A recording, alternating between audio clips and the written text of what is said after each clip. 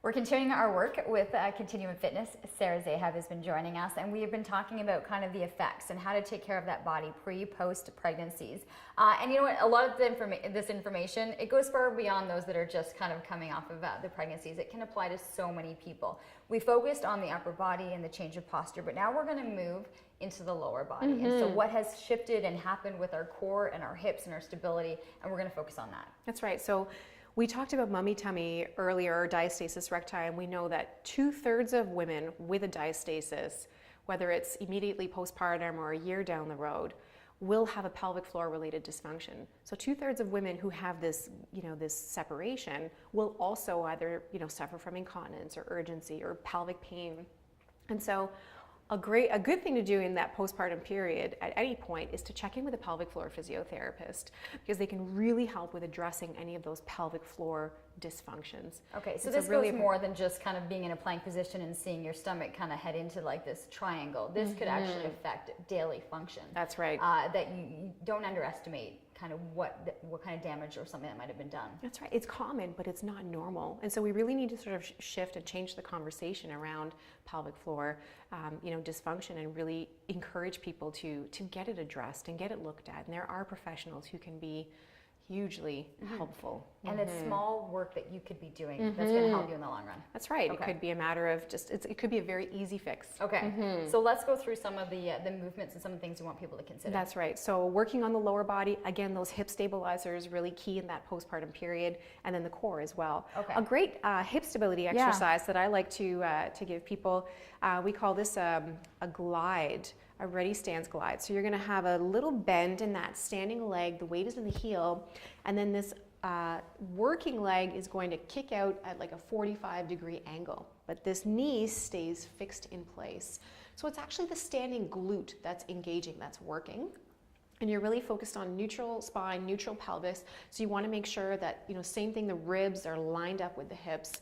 And if this is too easy, we can move in multiple directions. We can go forward, we can go side. All based on the standing leg. Okay. You can even pick up the foot and move sort of in the air as well. So there's lots of variations with this exercise.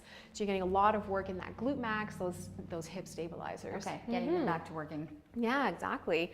And then working on the core, helping to restore the function of the transverse and the internal obliques.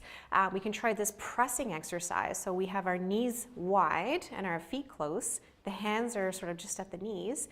And on your exhale, you're going to press the hands into the knees. Inhale to release and exhale to press.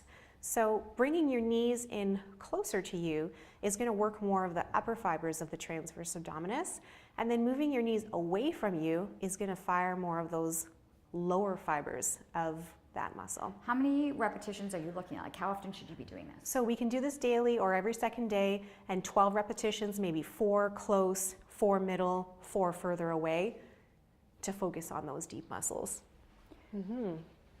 That's going to start to bring the stomach, the muscles back in. That's right. So when we look at that diastasis, if there's a loss of that connective tissue, if the tissue is really compromised, then working on these deep muscles can really help to build up those tissues, to reinforce the tissues, so there's more support through that abdominal wall. Okay, you were able to bring your legs up. Well, some people just find that there's an issue kind of bringing those legs to the body. Yes, so in those instances, we would place the feet on a ball or on a chair or a bench. So we unload it a little bit. If they're doming with their legs up, then we have to take some of the load off, modify it, tweak it a little bit. How fast or when do you want people to then start working on abs to get back into a plank position, to get back into doing their normal activity, knowing that this is healed and that it's not going to take the front load?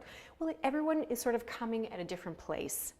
So some people are able to do a plank right away with no issues, and that's wonderful, that's amazing.